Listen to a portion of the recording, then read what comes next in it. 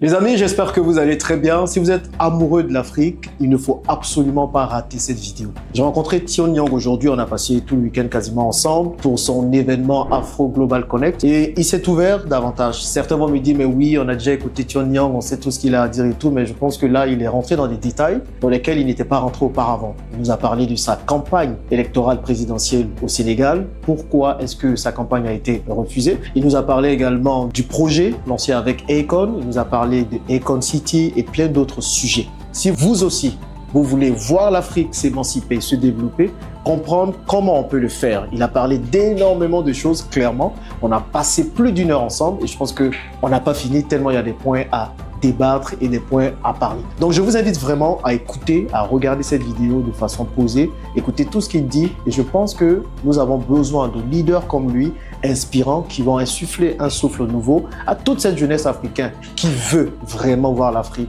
avancer. Je pense que nous sommes d'accord que la solution, une des solutions, c'est de travailler ensemble et Tion le dira très bien dans cette interview. Donc, je vous laisse regarder cette interview avec beaucoup d'attention et j'espère qu'elle vous apportera énormément. Si vous êtes prêts, c'est parti. Aujourd'hui, je reçois une sommité. Je pense que vous le connaissez tous. En tout cas, ceux qui ne le connaissent pas, je me demande, mais où vous avez été pendant tout ce temps? Il est actuellement à Abidjan et on a décidé quand même de prendre un peu de son temps. Il est très occupé, mais il a bien voulu nous donner un peu de son temps pour nous partager son ambition pour l'Afrique, sa vision aussi de comment nous devons travailler ensemble. C'est l'un des leaders les plus influents, les plus inspirants et surtout les plus impactants en Afrique. Je pense que tout le monde le connaît. Mais bon, on sait jamais. Il y a peut-être certaines personnes qui se disent encore, mais oui, c'est qui et tout. Donc, permettez-moi, sous vos acclamations, de recevoir Monsieur Tion Nyang. Bonjour. Tion, comment vas-tu? Ça va très bien. Ça va. C'est clair que tous les Africains te connaissent. Tu es de passage en Côte d'Ivoire et merci déjà pour le temps que tu nous donnes de partager un peu ce que tu as à dire aux Africains, parce que je pense que tu as beaucoup à leur dire. Comment tu te définis aujourd'hui? Qui est Tion? Bon, je me définis comme un Africain. D'accord. Un Africain qui se soucie de l'avenir de son continent, qui travaille chaque jour à l'intérieur du continent, mais aussi en dehors avec la diaspora, pour apporter sa modeste contribution, qui observe, mais regarde là où il y a des problèmes, là où on doit agir, et pose des actes chaque jour. Beaucoup plus l'action que la parole. Tous mes projets que vous voyez dans le continent, c'est des projets de cri de cœur, de ce que je vois qu'on doit changer, de l'agriculture, en voyant ce qui se passe. J'ai dû acheter des fermes et commencer l'agriculture pour inspirer d'autres à faire la même chose. Au lieu de blâmer les autres, de qui doit le faire, c'est le rôle du gouvernement, c'est le rôle de l'autre. Moi, je me pose toujours la question de qu'est-ce que je peux faire moi-même à mon niveau, d'abord, avant de regarder qui d'autre doit le faire. Si vous regardez la question des femmes qui me touche depuis mon enfance, parce que en regardant ma mère qui était la deuxième femme de mon père, polygamie, 3 femmes, les difficultés qu'elle a vécues, j'ai voulu changer sa vie. Ce qui m'a motivé aujourd'hui à lancer le Give One Project Women Training Center, c'est 5 ans, pour donner l'opportunité aux femmes africaines, sénégalaises, qui n'ont même pas fait l'école parfois, comme ma mère, qui n'ont pas accès à une éducation qui peut leur permettre d'avoir accès à l'emploi, de dépendre toujours de leur mari ou de leur frère ou de leur cousin, de leur sœur, de quelqu'un d'autre, de les nourrir. Et souvent, c'est extrêmement compliqué si ces femmes-là sont dans des familles polygames où les ressources ne sont pas assez et que tu as, comme ma mère, 10 enfants sur les 28 que tu dois gérer et parfois quand tu n'as pas le travail et tu attends ton mari, c'est extrêmement compliqué. Donc je me suis dit que je vais un jour, quand je retournerai au Sénégal, lancer un centre pour aider ces femmes-là parce qu'on ne peut pas prétendre développer un pays si la femme joue toujours le second role. Exact. Je crois fermement que nos pays ne peuvent pas se développer si on met les femmes au centre et au cœur de nos politiques, au cœur de nos préoccupations, au cœur de notre société. Parce que c'est là leur place, c'est pas derrière. On doit leur donner les mêmes opportunités qu'on donne à tout le monde. Donc ça aussi, c'était un cri de cœur depuis l'enfance. Donc je me suis dit que maintenant que, alhamdoulilah, j'ai eu à changer la vie de ma mère, il y a aussi des mamans à moi, des sœurs à moi, mes filles, mes cousines qui sont partout dans ce continent. Encore, au lieu de poser la question à qui doit le faire, je dis à mon niveau, je peux acheter une maison, je le transforme en centre pour les femmes, je mets un programme, je mets les matériels qu'il faut, un staff, une directrice et un staff. Et toutes ces femmes-là sont en train de travailler. Aujourd'hui, plus de 5000 femmes ont été formées au Give One Woman Training Center. Et ces femmes sont en train de changer leur vie et la vie de leur famille en moins de 3 mois de training, parfois 1 semaine, 2 semaines sur la transformation des produits locaux. J'ai aussi un atelier de tailleur qu'elles apprennent à coudre leur propre, et même vendre ce qu'elles font. Ils font aussi de l'artisanat, ils font un peu des savons, sponification, ils font make-up, hair, tout ce qui est business que les femmes peuvent faire. Si tu viens à Give One Woman Training Center, on peut te former de 1 semaine à 1 mois, 2 mois, 3 mois, que tu sois autonome. Sur les autres projets, quand vous regardez par exemple la question des enfants dans les rues, à Dakar, c'était aussi un cri de cœur de voir que l'avenir de notre continent, c'est d'abord nos enfants. Il faut investir à la jeunesse de nos pays. Malheureusement, tu viens à Dakar ou beaucoup de pays en Afrique, tu vois les enfants balader dans les rues avec demander de l'argent, bégayer à l'heure où ils doivent aller à l'école. Exactement. Donc, c'est quelque chose qui me faisait trop mal à mon retour aux États-Unis. Je pouvais juste aller sur Facebook, attaquer le gouvernement pour dire que vous n'avez pas fait votre travail. Comme toujours, je dis à mes jeunes, vous n'avez pas à blâmer personne. Parce que si moi je change, le Sénégal change, l'Afrique change. Exact. À mon niveau, donc j'ai construit à Jefferson Farm une école pour les enfants talibés qui habitent là-bas. À côté, ce modèle, j'ai créé un atelier menuiserie, les apprendre à faire des tables bancs, des chaises, des fournitures, des articles incroyables. En dehors de l'atelier menuisier, les jeunes apprennent aussi l'anglais et le coding.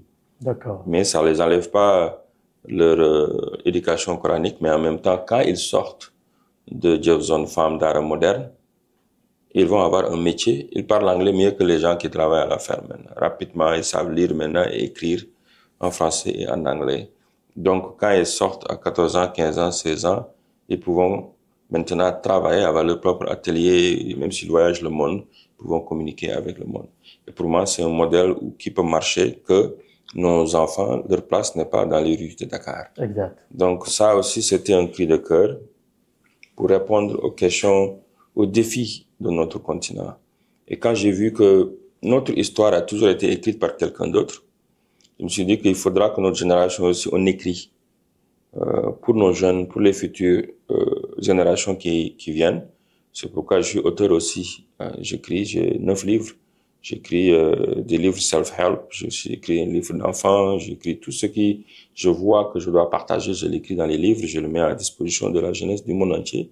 Mais aussi, pas seulement les gens qui ne sont pas africains, de voir nos propres histoires par nos propres yeux, de nous-mêmes. Hein, parce que les autres racontaient toujours nos histoires. Récemment, il y a 4 ans aussi, quand j'ai voyagé après Covid, j'ai vu ce qui s'est passé avec l'AI et le digital, et qu'on était vraiment en retard. On est en train de regarder le monde changer devant nous. Vous voyez la guerre aujourd'hui du digital, de l'IA entre DeepSeek et ChatGPT, les États-Unis qui est devenu géostratégique, géopolitique, de positionnement de qui va diriger le monde. Et la Chine est dans une position de pouvoir se battre et même de dépasser les États-Unis dans l'IA, qui pensaient que les États-Unis pensaient que ils l'ont dit une semaine avant que personne ne peut se comparer à ce qu'ils ont fait avec l'IA. Une semaine après, la Chine a montré le contraire au monde entier.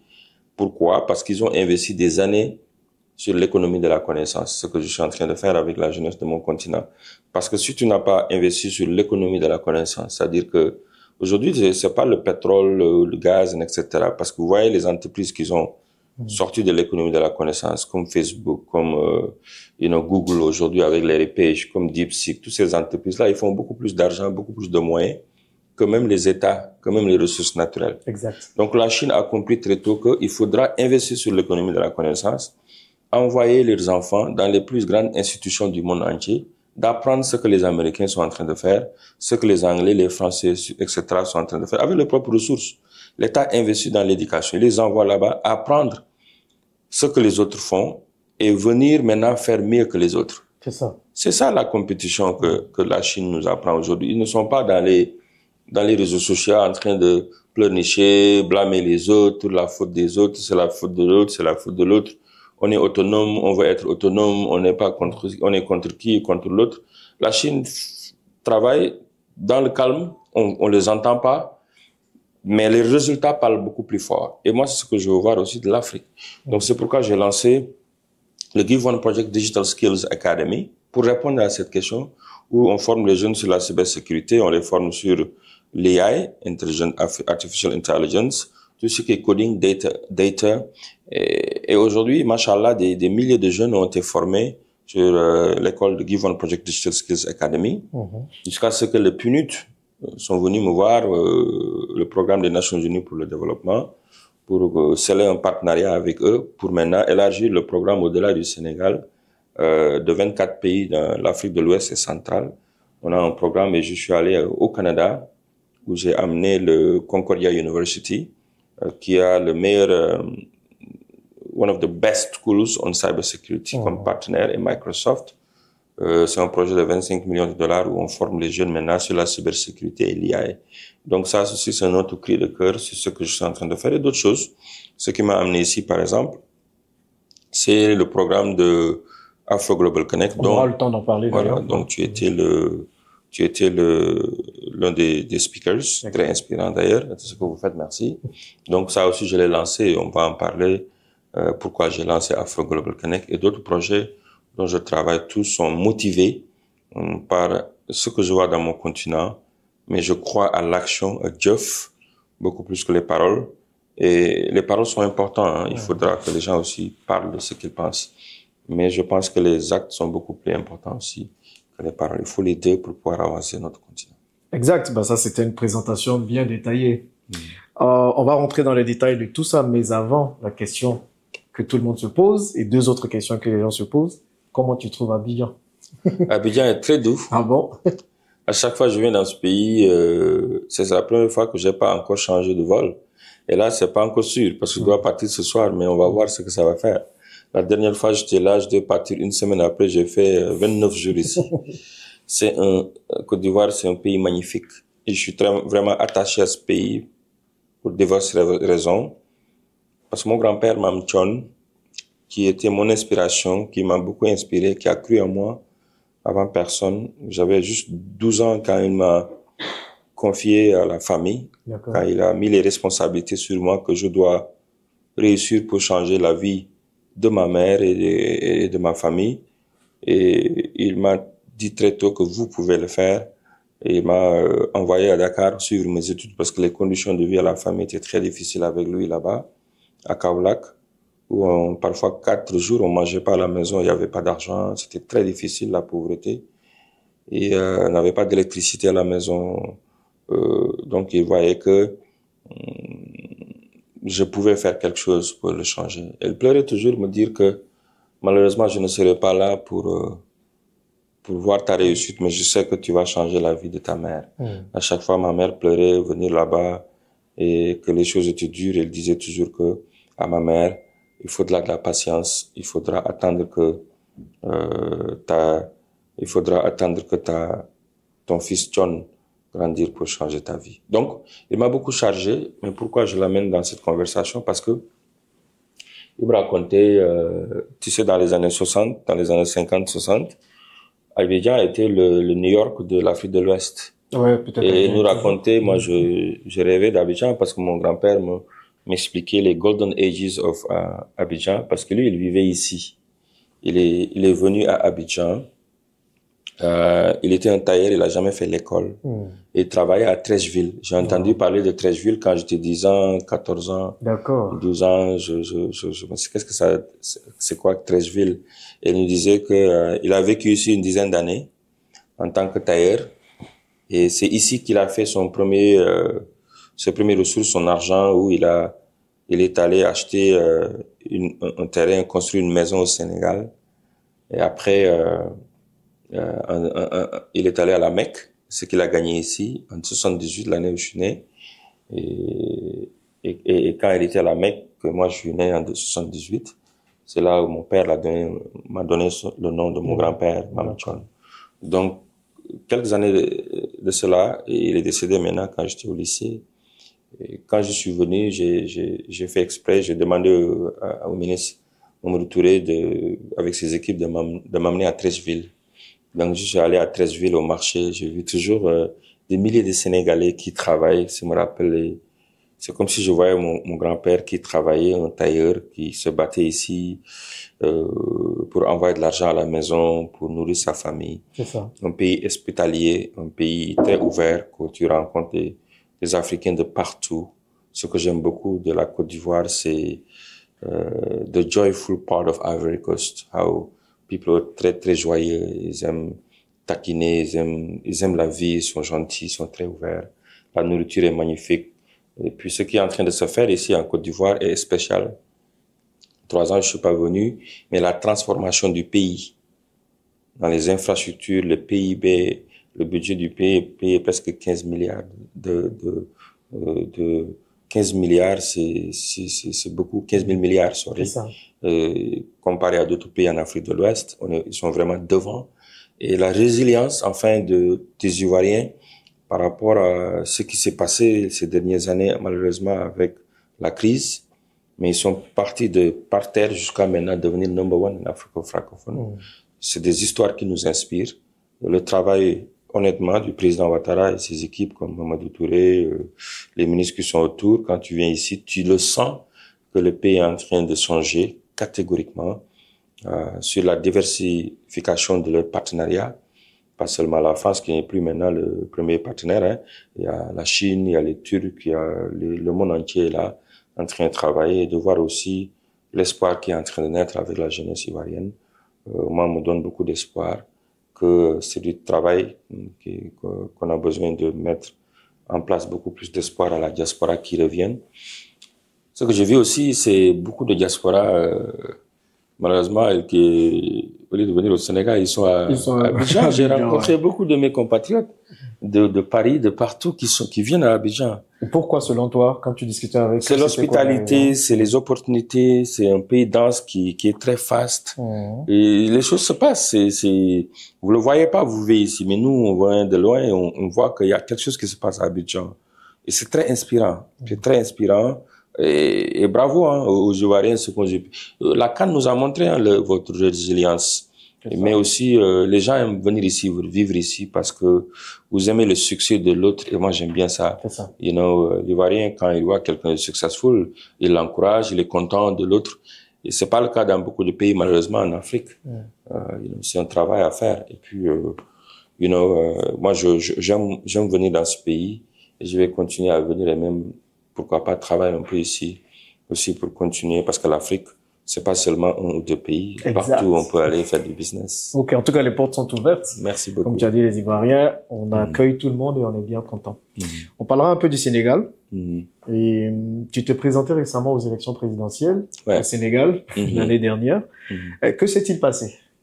Parce que on a dit que tu n'étais pas présidentiable ou tu ne pouvais pas te présenter en tant que candidat. Donc les gens se disent, mais pourquoi ta candidature a été évincée, retirée? Quelle a été l'histoire autour de ça? Non, moi, ma candidature était, comme d'habitude, un cri de cœur, une réponse à l'appel de mon pays. C'est ça. Quand je suis revenu au pays, beaucoup pensaient que parce que je faisais du bien dans les villages. Moi, je vis dans un village au Sénégal, parce que c'est là où je peux avoir beaucoup plus d'impact. Exact. Et tout ce que je faisais à Sendou, tout ce que je faisais dans les villages du continent, du pays même, les gens pensaient que c'était pour me préparer pour être candidat, ce qui n'était pas du tout vrai. J'étais pas intéressé par la politique africaine. Je sais que mon impact peut être beaucoup plus dans ce que je suis en train de faire, you know. Investir sur la jeunesse africaine, sur la femme africaine, sur l'économie de la connaissance, sur l'économie circulaire. Et ça me donne l'opportunité de pouvoir flotter dans le continent et sa diaspora, et de ne pas juste me focaliser dans le pays, le Sénégal. Tout ce que je fais dans le monde, il y a toujours répercussions dans mon pays parce que je porte le Sénégal partout où je vais. Je suis ambassadeur de mon pays, pas officiellement, mais partout où je vais, je porte mon continent et mon pays. Donc, l'histoire a fait que l'année dernière, il y a des situations qui sont passées dans notre pays. On ne pouvait pas rester en dehors de ce qui se passait. Bien que je tout fait pour ne pas rentrer dedans, mais les émotions de ton pays, l'amour de ton pays, ça fait que tu ne peux pas regarder juste être indifférent. Le président Macky Sall n'avait pas donné une réponse claire de ce qu'il veut faire. Son mandat était fini, mais il voulait, avec ses collaborateurs, se représenter encore. La jeunesse qui portait l'espoir de ce pays a été emprisonnée. Le président Ousmane Sonko et le président Diomaye Faye, le premier ministre Ousmane Sonko, étaient tous en prison. Et maintenant, il fallait qu'on fait quoi? C'est-à-dire que à un moment donné, je pouvais pas juste regarder. Et puis beaucoup de jeunes me demandaient, il faudra se présenter, il faudra se présenter. Donc j'ai répondu à l'appel de cette jeunesse qui pensait que j'avais aussi quelque chose à apporter. J'avais aussi un point sur le débat public du futur de notre pays. Et j'ai quelque chose à dire. Parce que j'ai posé des actes qui sont des modèles. Si on l'utilise, on pourra facilement régler la question de l'emploi de la jeunesse sénégalaise, par exemple. Donc, c'est comme ça que je me suis lancé. C'était une belle aventure que j'ai beaucoup aimée, qui m'a beaucoup appris, qui m'a beaucoup rapproché de mon pays, qui m'a rapproché. C'est un grand privilège, hein, de pouvoir être candidat dans ton pays. 15 millions, 16 millions de Sénégalais. Et tu fais partie des gens que certains pensent que tu peux diriger l'espoir de ce pays. C'était un grand privilège. Exactement. Donc, je me suis mis dedans. On a sillonné le pays, on a rencontré la jeunesse. Dans les plateaux de télé, j'ai parlé de ma vision pour mon pays, qui est toujours dans l'Internet, qui reste. J'ai écrit pour la vision de mon pays, je l'ai partagé avec la population. Et à la fin, c'était intéressant. Tu sais, l'Afrique, c'est extrêmement difficile, hein, compliqué et marrant parfois à la fois. La Cour constitutionnelle, mes équipes, ils nous ont demandé 40 et quelques mille signatures pour les parrainages. Nous, on a amené 82 000 signatures. Mais même, d'abord sur le USB key, le carte USB qu'ils nous ont donné, électroniquement.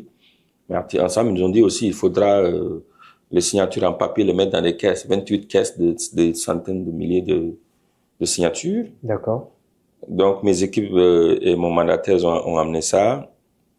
Le juge a regardé, il a dit au gars de mettre le USB, et le gars a dit non, le USB, ça marche pas. Donc, vous êtes éliminé. Donc, le gars a dit, ben, laisse-nous le mettre. Si toi, tu peux pas le mettre, il dit non, donne pas seconde chance. Il dit, ben, qu'est-ce qu'on fait avec les papiers au cas où ça marche pas? Il dit non, il faut les jeter, quoi. Non, c'est une blague que tu nous racontes. Je vous assure, c'est comme ça, ils m'ont éliminé, hein. Et je suis pas le seul. Ouais, ben, tout le monde savait que c'était pas sérieux, c'était pas, ils avaient en tête qui voulaient être candidats. D'accord. Et puis, c'est ça aussi notre problème de la justice africaine, pas sénégalaise, qui n'était pas très transparente. Et puis, c'est comme ça. Et puis, moi, je dis aux jeunes, c'est pas grave. L'idée, c'est qu'on a essayé, même si on n'a pas été accepté. On sait que c'était pas démocratique, c'était pas juste. C'est ça. Mais on a fait ce qu'on devait faire. Maintenant, on a beaucoup d'autres candidats. On a des jeunes qui sont là. Il faut chacun peut choisir qui il veut. Moi, je me retire de la politique et je vais aller continuer le travail que je faisais. J'ai fait ce que je pouvais. Et tout de suite, je me suis lancé quand les gens se battaient contre qui va aller, qui ne va pas aller. Moi, j'ai déjà commencé j'avais écrit des livres, des films. J'avais écrit des films que j'attendais le bon moment pour le faire. Parce que moi, honnêtement, j'étais déchiré entre les deux. Novembre passé, je me suis dit que au lieu d'aller de la politique, je vais faire du cinéma. Parce que là-bas, j'aurai beaucoup plus d'impact.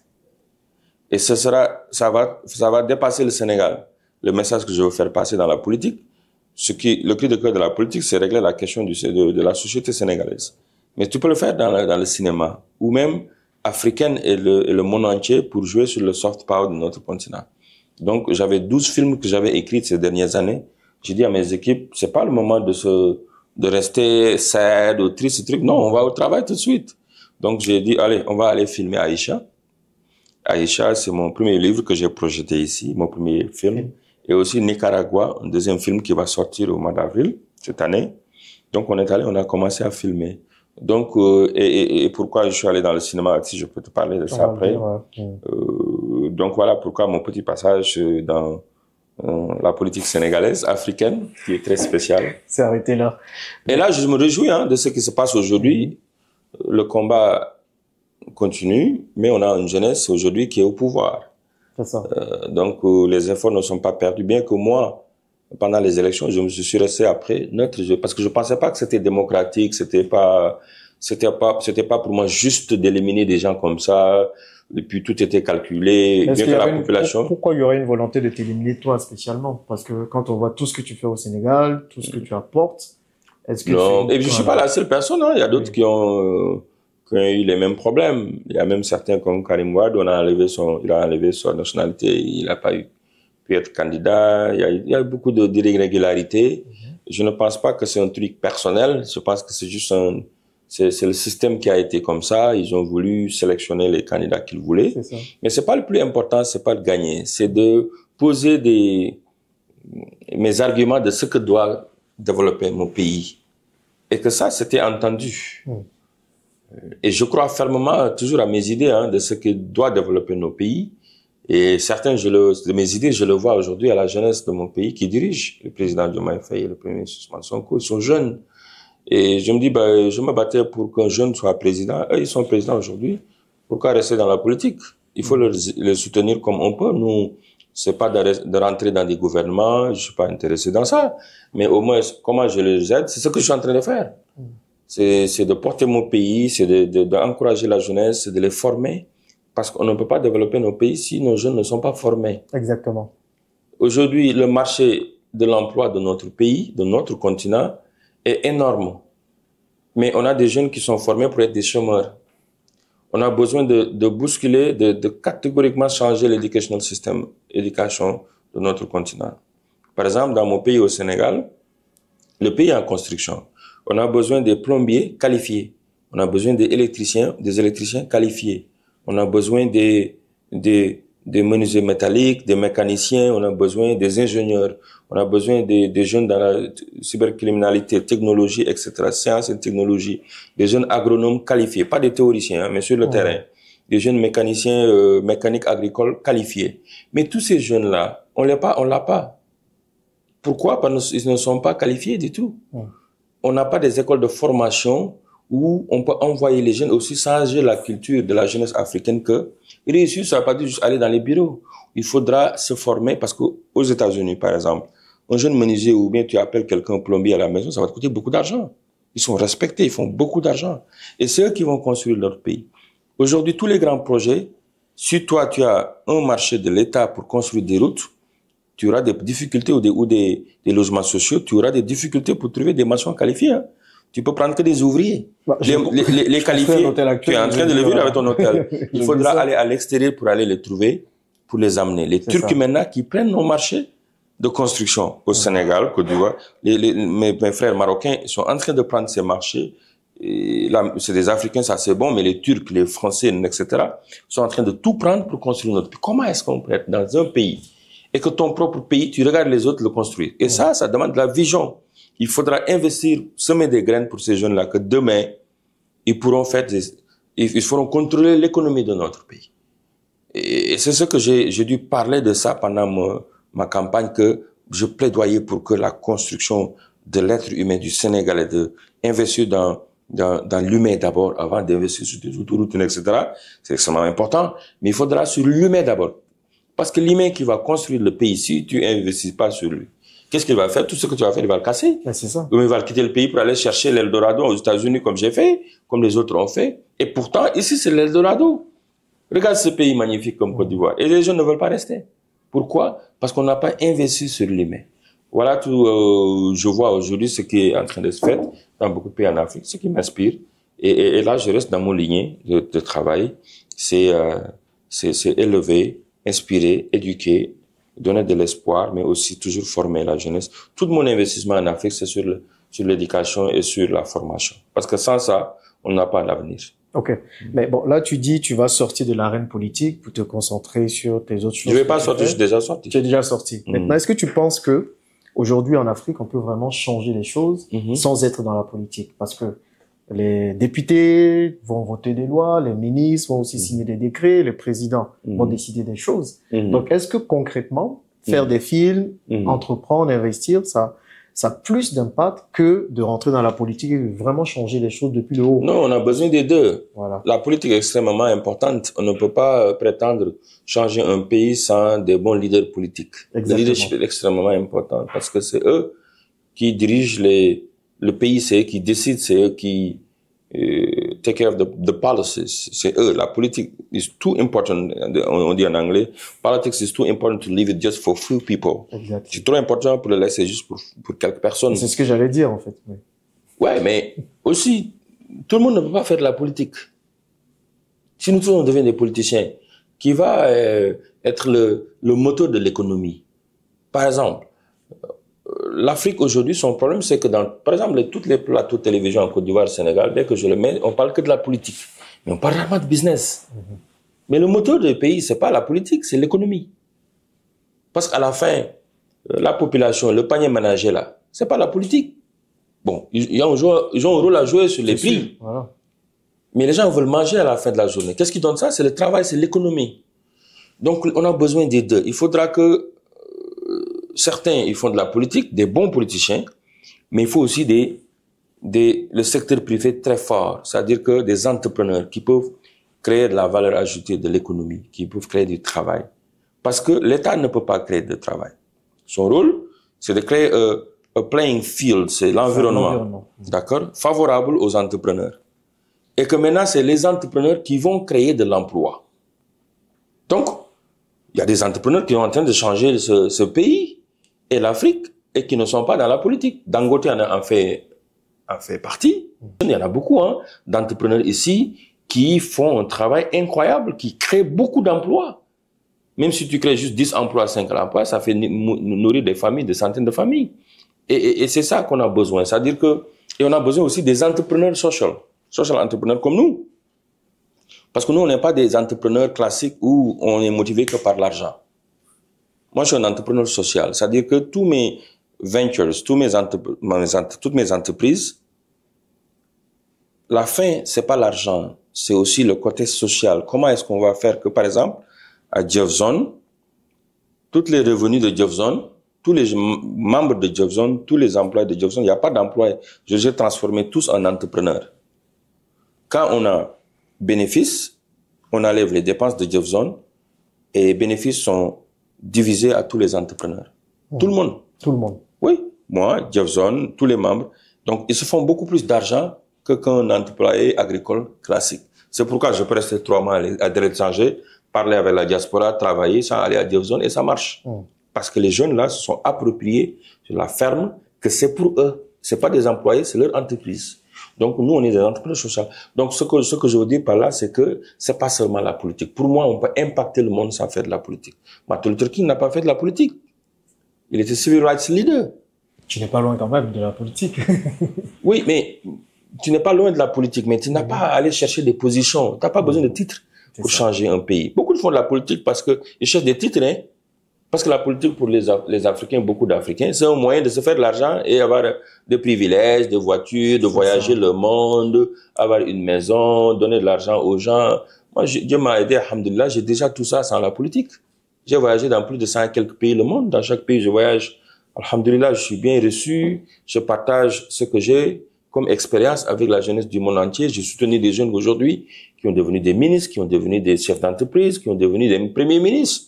J'ai partagé tout ce que j'ai avec la jeunesse du monde entier. Tous ces privilèges que beaucoup d'entrepreneurs ou beaucoup de gens cherchent pour la politique africaine, j'ai pas besoin. Je l'ai déjà. Donc, ce que je fais, c'est pour soutenir mon pays.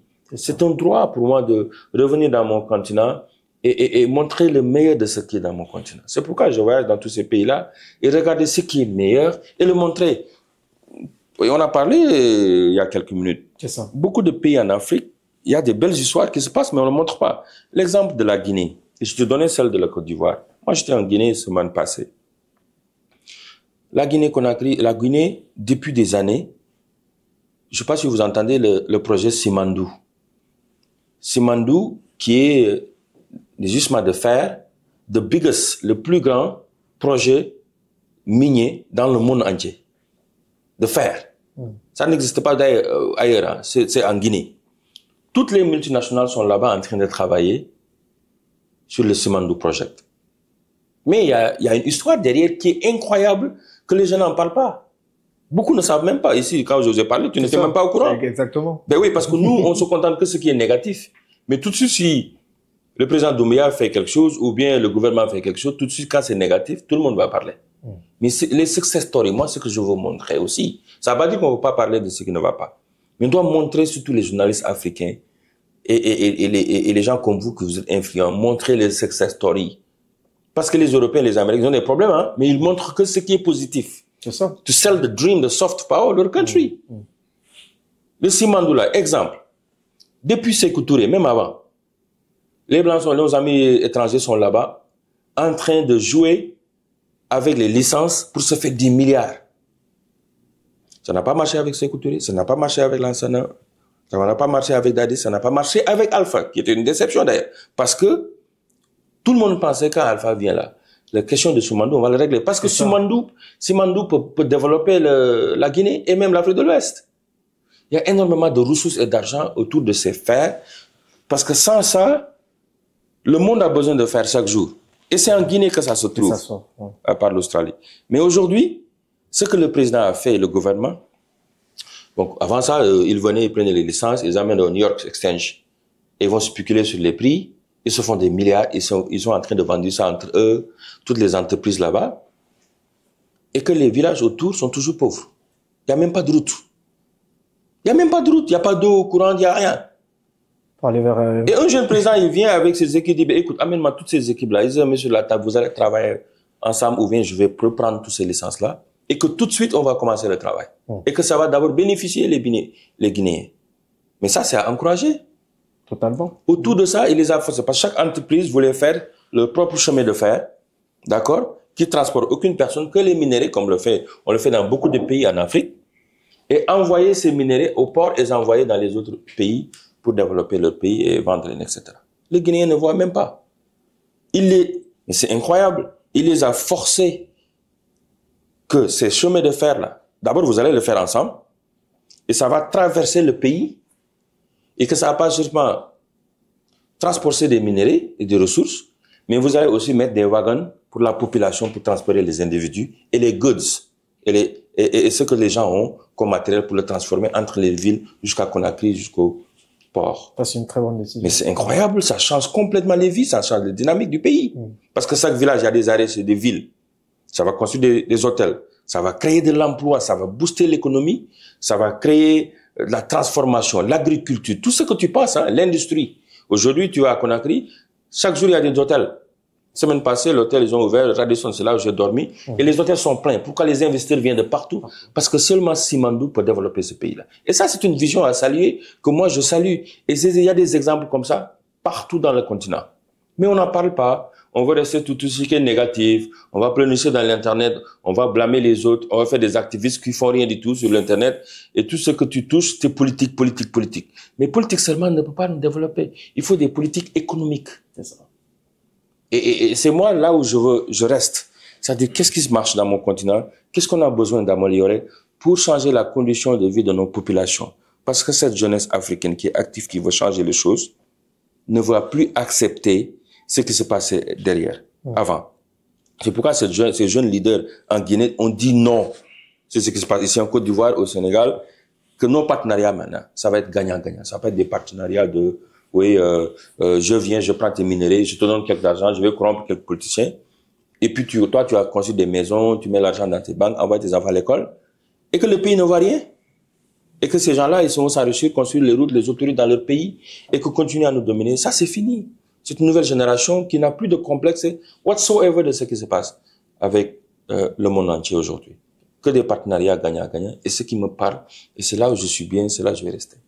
En tout cas, nous, on aime quand tu es dedans, parce que ça inspire énormément. Tu as parlé des matières premières, on a parlé aussi de la jeunesse, en tout cas la population africaine qui est à plus de la moitié constituée d'une jeunesse.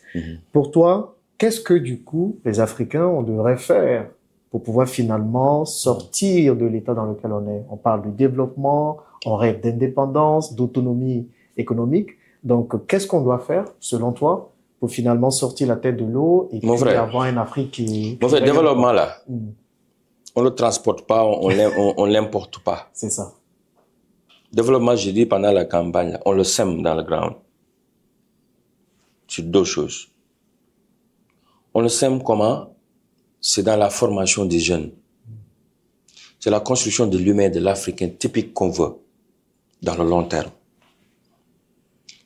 Dans le long terme, parce que tous les pays qui ont développé, ils ont une vision très claire, pas de 15 ans, de 20 ans, mais de 50 ans et plus, avec des action plans où l'humain est au centre de ces plans. Ce que je vois comme problème dans beaucoup de nos pays, dans les développements, dans le plan de structurel développement, ils ont oublié l'humain. On veut compétir avec l'Occident sur les autoroutes. On veut compétir avec l'Occident sur les ports. C'est important. Sur les villages, sur les buildings qu'on va construire. C'est-à-dire, c'est le outside, quand on voit les habits que tu mènes, etc. Mais à l'intérieur, il n'y a rien. C'est ça. D'accord? C'est ce qui se passe avec nous. Eux, ils nous ont dépassés sur la construction de l'humain, sur l'économie de la connaissance d'abord. Le jeune Africain qu'on voit là, qu'est-ce qu'il va devenir dans 50 ans, dans 25 ans?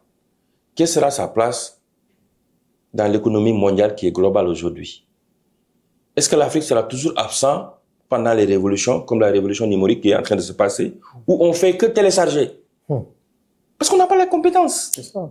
Donc pour moi, le développement, on doit le définir d'abord sur quel est l'humain d'abord, qu'est-ce qu'il doit être. Et ça, on va le faire que dans nos valeurs et nos cultures d'abord. C'est-à-dire, si tu veux construire un pays, il faut d'abord aller à la base, la racine. La Chine ne s'est pas construite par les États-Unis. Regardez, on veut être comme les Américains, parler leur langue, prendre leur modèle d'éducation, parler comme un blanc. Nous, on veut faire comme les Français, on parle un très bon français. Même moi, toi et moi, ce qui nous unit, c'est le français. C'est ça. On veut s'habiller en français. Nos ministres, ils parlent français, même quand c'est au village, les gens ne comprennent pas ce qu'ils disent, mais ils vont parler français quand même là-bas. Ils vont faire des protocoles qu'on ne comprend pas du tout. Et tout ça là, c'est être noir, mais être blanc en même temps. Tu n'es pas africain. C'est ça. Ça, c'est des économies artificielles des pays qui n'existent pas. C'est pourquoi nos ressources sont exploitées par les autres. Parce qu'on ne sait pas comment les faire. Même si on bavarde dans les réseaux sociaux, là, on nous donne tout, on ne sait pas comment les faire. On ne veut plus les Français, on va prendre les Russes, ou bien on va aller prendre les Américains. Mais on est toujours incapable. On n'est pas africain, on n'est pas blanc en même temps. Ce développement, si on veut le faire, il faut d'abord retourner à la racine. Construire notre économie, notre vision sur la valeur de qui nous sommes d'abord. Ça, c'est un. Manger ce que nous produisons. Porter ce que nos jeunes peuvent faire ici, avec fierté. Ça, c'est un tenue africain fait par un jeune Sénégalais. Tiens, non. Même chose ce que vous faites ici. C'est magnifique. Tu contribues à l'économie et la fierté africaine. Tu portes ça. Tu viens à Dubaï, qu'est-ce qui se passe? À l'aéroport, tu connais même pas qui est douanier. Les douaniers même ne portent pas de tenue, hein. Ils font le truc blanc très joli comme ça. Même toi, dès que tu tournes, tu dis, ben, je vais aller à Sargent, moi aussi, je vais acheter pour faire des photos. C'est ça. Parce qu'ils le portent avec. Est-ce que tu es jamais arrivé en France? Tu vois un Français porter des tchaya africains, des boubous africains à l'aéroport pour vous faire retourner. Pourquoi nous, dans nos aéroports, là, au lieu de faire nos grands boubous, jolis avec les couleurs ivoiriennes, on fait des tenues à l'européenne et c'est eux-mêmes qui cousent ça pour nous. Même nous, militaires, c'est eux qui font. Pourquoi? Et pourtant, nos jeunes peuvent coudre des trucs militaires.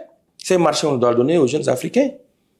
C'est comme ça qu'on va développer un pays, avec une fierté comme la Corée du Sud, comme Corée du Sud l'a fait, comme le Japon l'a fait, comme Singapour l'a fait, comme la Chine l'a fait après la guerre. Tout ça, tous ces pays-là ont fait avec une fierté.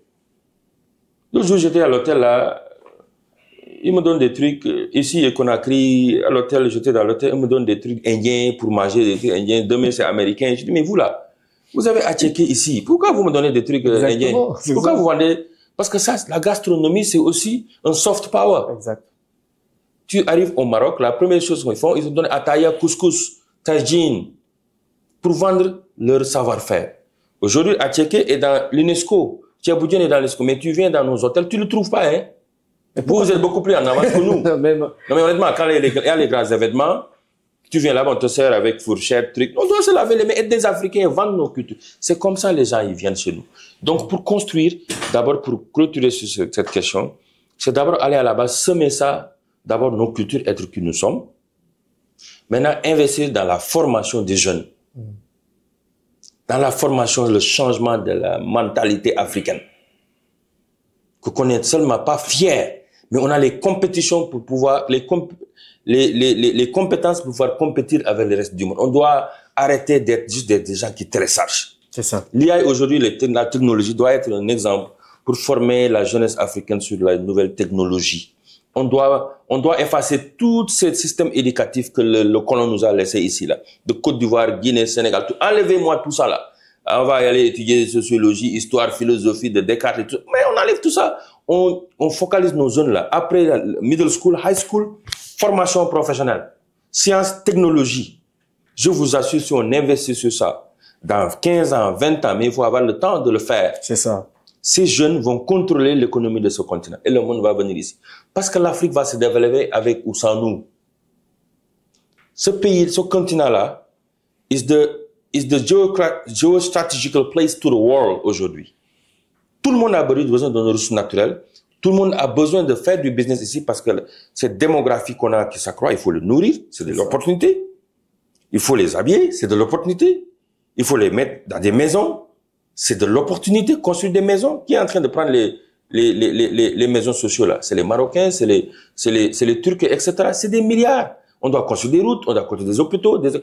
Qui va faire ça? Si nous, on ne sait pas le faire, l'Occident va venir construire et prendre l'argent, l'amener à l'extérieur.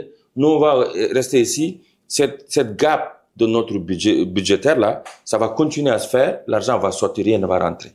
Donc, on a vraiment du travail à faire, surtout nos politiques. C'est pas facile. C'est du travail, ça va prendre du temps. Oui. Ça va prendre beaucoup de temps. Et puis, il faut éduquer la population, qu'ils comprennent que le changement va prendre du temps. C'est pas du jour au lendemain.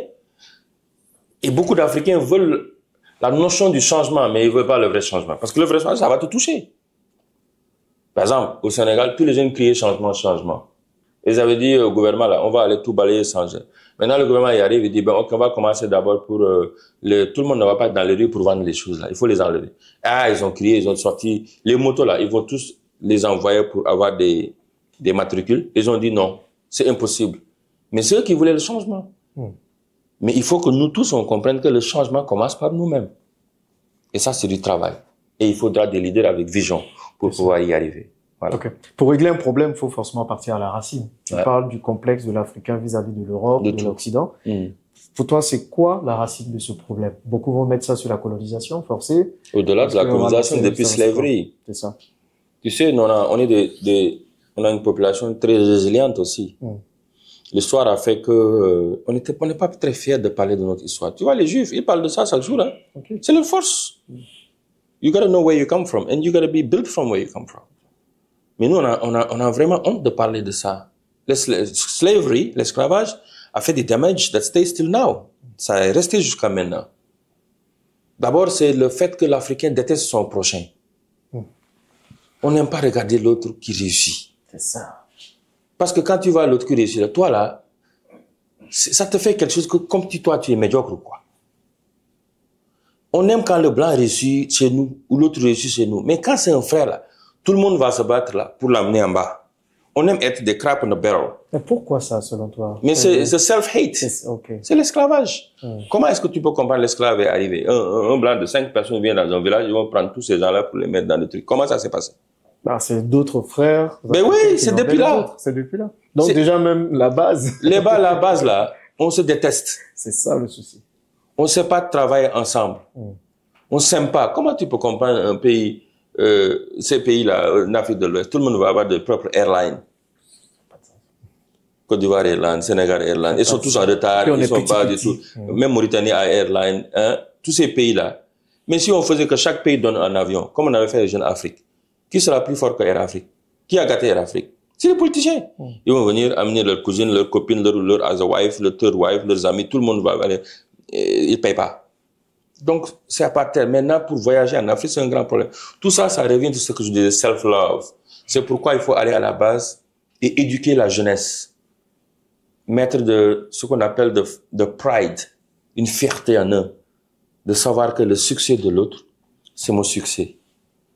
Et d'être fier que there's a success story. On crée des modèles de succès. Maintenant, en Afrique, les gens qui réussissent, ils se cachent parce que tout le monde t'attaque. C'est ça. Dès que tu réussis, tu es franc-maçon, tu es sorcier, tu as vendu quelqu'un, tu as volé l'argent de quelqu'un ou tu es vendeur de drogue. Mais on ne croit pas à self-made. Moi, je viens des États-Unis de rien du tout, jusqu'à la Maison-Blanche, et on m'a jamais demandé qui est mon père, qui est le politicien derrière moi, est-ce que je suis homosexuel ou j'ai vendu de la drogue ou je suis franc-maçon, rien du tout. C'est le travail que j'ai fait. Comment est-ce qu'on va arriver où l'Africain accepte que l'autre Africain peut réussir sans faire ses sorcelleries et tout ça? Ça, c'est du travail. C'est ce que je disais à la base. Il faudra investir dans l'humain. C'est ça. Il faudra investir dans l'économie de la connaissance.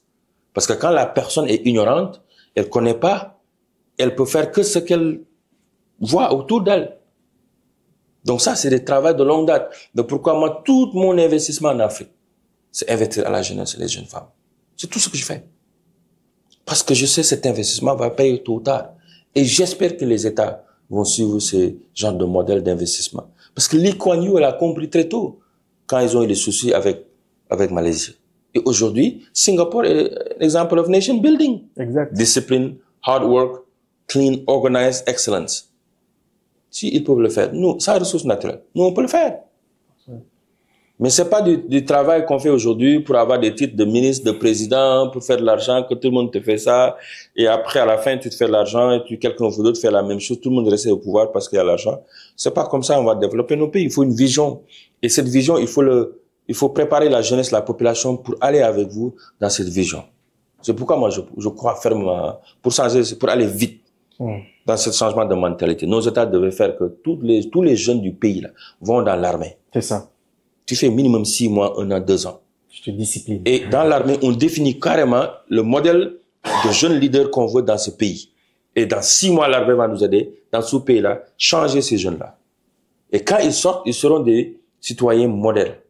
Et tu sors pas sans métier. Oublie les diplômes. Mais mon frère, affaire de diplômes, c'est seulement aujourd'hui les Africains qui vont aller faire des PhD dans les grandes universités. Hein. Et c'est des théoriciens d'économie qui ne peuvent même pas gérer une boutique. Je pense que c'est de l'argent gaspillé. C'est gaspillé. La connaissance, c'est bon, mais il faut des trucs, il faut savoir faire quelque chose, toucher quelque chose. Ceux qui savent faire ça, c'est eux qui mangent aujourd'hui. C'est ça. Tout ça qui vient de la Chine. Pourquoi la Chine aujourd'hui est usine du monde entier? Parce qu'ils ont investi sur l'économie de la connaissance. Ils savent construire.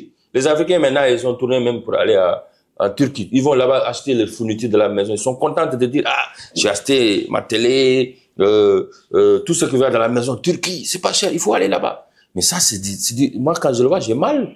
C'est ça. Mais quand est-ce qu'on va être, nous, l'usine du monde entier? On sait rien faire. Tu peux avoir 4 diplômes, 4 PhD, tu sais même pas créer un petit banc. Là, de noodle, to make that, on sait pas le créer. On a le coton ici au Mali, on sait pas faire nos propres habits. On prend le textile ailleurs. Ouais. Pour le transformer, il faut aller à l'extérieur. Ouais, mais un pays comme ça, il y a un avenir? Il n'y a pas d'avenir. C'est ça mon souci, moi. Et c'est extrêmement grave ce que je suis en train de dire. C'est-à-dire que ce qui se passe dans ce continent fait peur. Moi, ça me fait peur. Parce que je vois l'Occident, la Russie, je vois la guerre ici, la guerre stratégique qui est en train d'être faite avec la Chine. Tout le monde est là. Et nous, on est en train de dormir. Au-delà de ça, nos jeunes sont en train de mourir dans l'océan Atlantique pour aller à l'Occident. C'est catastrophique. Et tu vois de l'autre côté, les politiciens sont extrêmement riches. C'est seulement en Afrique, tu vois, les gens les plus riches dans ce continent, c'est pas des businessmen, c'est des politiciens. C'est pourquoi ils veulent faire de la politique. C'est ça. Donc voilà ce que je peux dire par rapport à ça. Par rapport à ça. Merci beaucoup. Donc, tu crois beaucoup aussi au travailler ensemble. C'est pour ça que tu as créé ton mouvement dont on va parler. Bon, je pense qu'on le sait, mais c'est important de l'entendre de toi. Pourquoi et comment tu penses que les Africains peuvent travailler ensemble pour avancer? Parce qu'une chose, c'est de vouloir. Mais après, parfois, dans le concret, il y a beaucoup de difficultés. Bon, on va pas s'arrêter sur les difficultés, mais comment? Il faut le comment. Moi, je dis toujours, si je change, l'Afrique change. C'est ça. Si je veux un changement, moi-même, je dois changer. Si je veux que les gens travaillent ensemble, il faut que je commence à travailler avec des gens. Donc, j'ai créé Afro Global Connect. Donc, j'ai vu ton talent, ta lumière, ce que tu es en train de faire, extrêmement important. Vraiment, ce que vous êtes en train de faire. Bravo. Merci. Je t'ai appelé moi-même pour te dire que j'ai besoin que tu viennes travailler avec nous. On met nos forces ensemble sur Afro Global Connect. J'ai vu Stéphane Mbida faire la même chose. Je l'ai appelé. J'ai vu mon frère Philippe Simon faire la même chose. Je suis allé dans sa conférence pour le soutenir, qui fait un travail colossal. Mais nous tous, si on se met ensemble, oublie les autres, mettez-vous juste ensemble. Toi, si tu mets avec deux personnes comme toi, tu leur donnes de la lumière, ils te donnent de la lumière, ça commence par là, petit à petit. Exact. On ne peut pas se lever au jour pour dire, OK, amenons tous les Africains pour travailler. C'est impossible. Il faut commencer là où tu es. Comme je fais au début, je t'ai dit, tout ce que je vois comme problème en Afrique, j'essaie d'apporter une petite contribution qui est très modeste, mais à ma manière. Et petit à petit, one day, maybe, d'autres vont faire la même chose. Un jour, ça va changer. Donc, quand j'ai voyagé en Brésil, et je vois que la majeure partie, après l'Afrique, le pays le plus peuplé de Noirs, c'est le Brésil, c'est pas les États-Unis. Je ne savais pas. 52 millions d'Afro-Brésiliens. Je vais en Colombie, 12 millions d'Afro-Colombiens. Venezuela, partout en Amérique du Nord. J'ai fait la Réunion de l'autre côté, l'île de la Réunion, après Guadeloupe, Saint-Martin, Martinique, Haïti. Toutes ces îles-là, je rencontre des Afro-descendants qui n'ont pas de connexion à l'Afrique. Il est temps de créer Afro Global Connect. Ces Afro-Américains que tu as rencontrés dans la conférence avant-hier, qui sont venus avec moi, mais ils sont contents, c'est la première fois, eux, de venir mettre leurs pieds sur le sol de leurs ancêtres.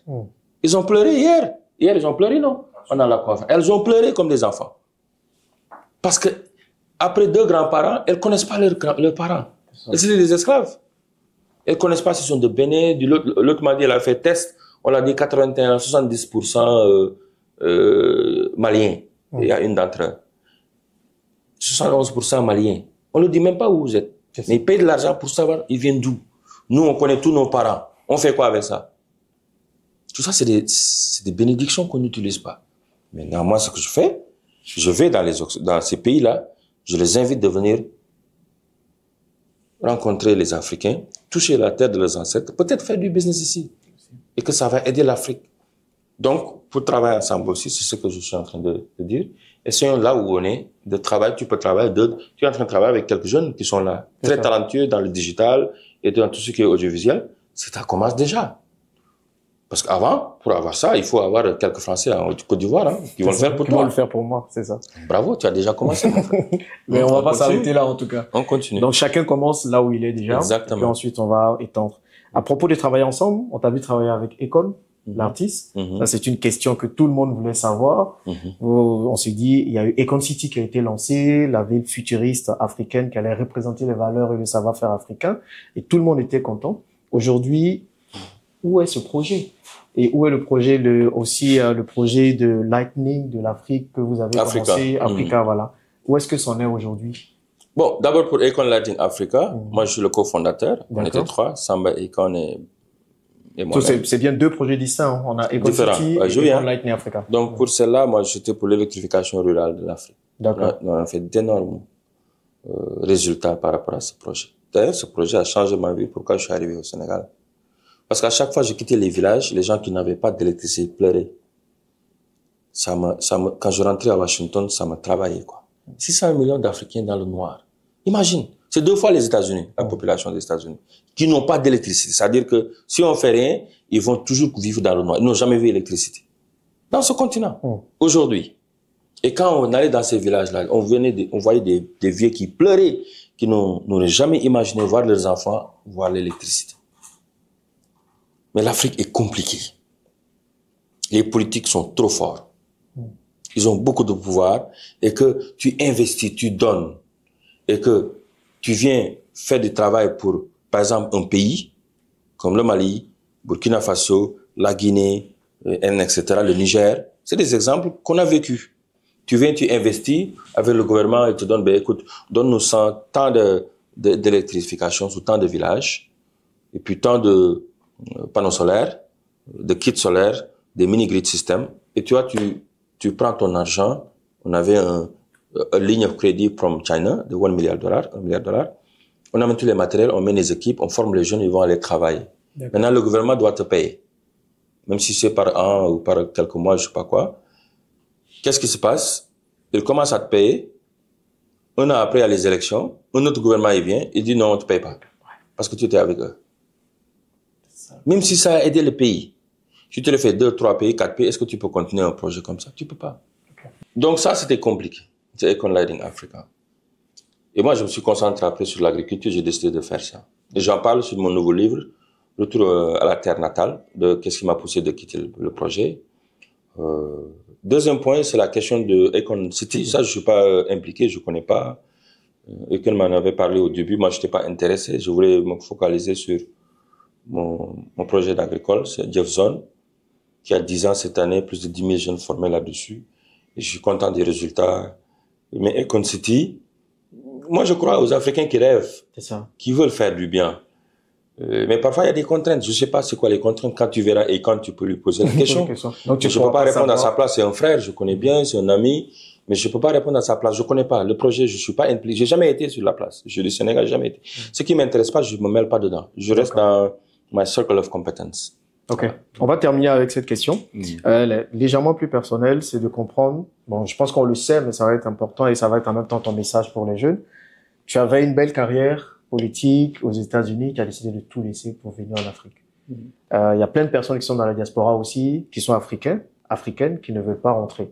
Donc, qu'est-ce qui, toi, t'a motivé spécialement à rentrer et quel est le message que tu peux donner à toute cette diaspora qui ne veut pas rentrer et venir aussi? Mais il n'y a rien de spécial à ça. C'est ça. Tout ce qui devait être un problème, c'est que si j'avais décidé de rester aux États-Unis. C'est ça. Nous, au début, quand on part à l'extérieur, c'est pour retourner. C'est simple que ça. Bien que les gens étaient étonnés au début, surtout ma famille, quand je revenais, je vais au village, je dis, mais comment tu peux être à Washington, tu viens ici dans des villages? Je dis, mais c'est mon pays. Moi, j'étais allé pour chercher la connaissance et même l'argent, je sais pas quoi, pour de l'expérience, pour venir participer à la construction de mon pays et de mon continent. Mon continent est en construction. J'ai deux choix, de rester à l'extérieur, regarder les autres venir construire mon continent, ou bien de venir participer. J'ai choisi de venir participer pour que mes enfants demain, mes grands-enfants seront fiers de leur pays d'origine. Il n'y a rien d'extraordinaire à ce que j'ai fait. Tout le monde a fait la même chose avant. Nos leaders avant. Nkrumah pouvait rester à Londres, il est retourné. Senghor, Houphouët-Boigny, ils étaient en France. La diaspora a toujours pris le retour pour participer et construire le pays. Tous ces leaders que vous voyez, les Patrice Lumumba et tout ça, ils ont fait la même chose. Même récemment, toute la diaspora qui revient, qui sont là. Ah ben, on a besoin d'eux ici. Beaucoup de ces jeunes qui sont en Côte d'Ivoire aujourd'hui, ils connaissent même pas l'Afrique, c'est leurs parents qui étaient partis. Mais eux, ils ont décidé de retourner pour participer sur la terre de leurs ancêtres. Ça, c'est à saluer. Mais c'est pas extraordinaire, c'est normal. Pour ceux qui décident de rester, on a aussi besoin de la diaspora qui reste à l'extérieur. Attention, tout le monde ne peut pas rentrer. Comment on fait si tout le monde rentre? Ben, il faut envoyer de l'argent, ça c'est un. Mais il faut aussi être nos ambassadeurs là-bas, être des soft power pour nous. Parce qu'on transporte on a des Africains qui sont là-bas, des docteurs, des médecins, de tous les ingénieurs, etc. Mais est-ce qu'ils transportent le savoir-faire? Ben, ils transportent l'Afrique. Parce que le meilleur de nous, on aurait aimé que ça reste ici. Mais s'il reste là-bas aussi, on montre l'Ivoirien qui est meilleur à New York, qui est encore magnifique à Harlem, ou bien à Bronx, ou bien, je sais pas, à Boston, à Harvard, ou bien à George Washington University. C'est un ambassadeur du pays. Et on a besoin de ces gens là-bas qui parlent pour nous, qui nous représentent, et en même temps qui aident à développer le pays en dehors des États-Unis, en dehors de notre continent. Donc on a besoin des deux. On a besoin des ambassadeurs à l'extérieur, on a besoin aussi des gens ici qui continuent à travailler. Et ceux qui retournent, qui peuvent retourner, ils doivent retourner parce que ce continent en construction a besoin de... Et il y a beaucoup à faire dans ce continent, il y a beaucoup d'opportunités. Mais ce que je veux pas, c'est que nous tous on dit, ouais, tout le monde retourne. Et les gens, ils laissent leurs opportunités, les privilèges, les enfants qui doivent dormir, qui doivent grandir, etc. Et ils viennent ici, ils ne trouvent pas leur place, et ça arrive parfois. Et c'était tellement forcé, ils doivent encore retourner et recommencer. Ceux qui peuvent, retourner. Ceux qui ne peuvent pas, restez là où vous êtes. Dès que vous êtes connecté à l'Afrique, dès que vous créez des projets en partie de là où vous êtes, vous continuez à développer le continent, à participer sur le développement de notre continent. À Washington, par exemple, si dans le Congrès américain, si à la Maison Blanche, si au département d'État, si dans les Nations Unies comme l'ONU, on n'a pas des Africains qui sont là-bas sur le débat, qui peut taper sur la table pour les intérêts de l'Afrique, qui va le faire? On va tous retourner ici, on fait quoi? Hein? On va se battre ici pour Non, pas du tout. Voilà, donc il faut les deux. Certains restent, envoyer toujours de l'argent, mais aussi créer des projets, amener vos compétences, participer, ceux qui peuvent venir nous aider. Et quand vous venez, pour finir dans ça, restez humble, changez de cap. Si vous êtes aux États-Unis, à l'aéroport de Côte d'Ivoire à Dakar, là, laissez le mindset américain, parce que quand on est à l'extérieur, on a changé sans le savoir. Et quand on vient, le pays aussi a changé quand on a quitté. C'est ça. C'est pas le pays qu'on a laissé. Et nous aussi, on vient une autre personne parce qu'on a pris des habitudes des Américains quand ils viennent. Par exemple, des 10h, c'est 10h, 11h, c'est 11h, toutes d'autres habitudes comme ça. Tu viens, tu penses que tu es aux États-Unis, on va te regarder comme tu es arrogant. Donc, première des choses, quand on vient, redevient africain. Ça ne veut pas dire qu'on ne peut pas être excellent, mais il faut être patient. Il faut s'adapter à la réalité et de la culture de notre propre pays pour pouvoir faire du business ici. Ça m'a pris beaucoup de temps. Et j'en parle sur mon nouveau livre. Les difficultés que j'ai eues, les entreprises que j'ai créées sont tombées dans l'eau. Échec. Pourquoi? Parce que j'avais pas appris. Personne ne m'a appris d'être encore, toujours humble, mais de s'adapter de la réalité du pays. Ça m'a pris du temps. C'est pourquoi je dis toujours à la diaspora, au retour, il faut apprendre à comment revivre encore dans le pays. Mais si vous arrivez à le faire, vous allez faire des miracles ici parce qu'il y a d'énormément, tellement de choses à faire. And there is no place like home. We are not a foreigner. We are in our own home. And we love it. Africa is beautiful, beautiful weather. We have the sun, it's warm. And when you make money, you can help to create employments. So thank you for having me, my brother. En tout cas, merci beaucoup. Merci à vous. Comme vous le voyez, on peut pas parler de tout. On a fait quoi, plus d'1 heure, mais encore beaucoup de choses. Ça passe très vite. Mais je vais venir à Dakar. Il faut. Venez nous voir à Jeffzone. Exactement. On va continuer à travailler ensemble. On va continuer à travailler. En tout cas, merci beaucoup, Tion, pour ton temps. Et puis, merci à vous d'avoir suivi cette vidéo. Si vous avez d'autres questions, n'hésitez pas à les mettre dans les commentaires. Quand j'irai voir Tion à Dakar, à Jeffzone, je vais encore les poser et on va discuter de tout ça. Merci, mon frère. Merci beaucoup. God bless. Et bravo encore pour le travail. God bless Africa. Merci.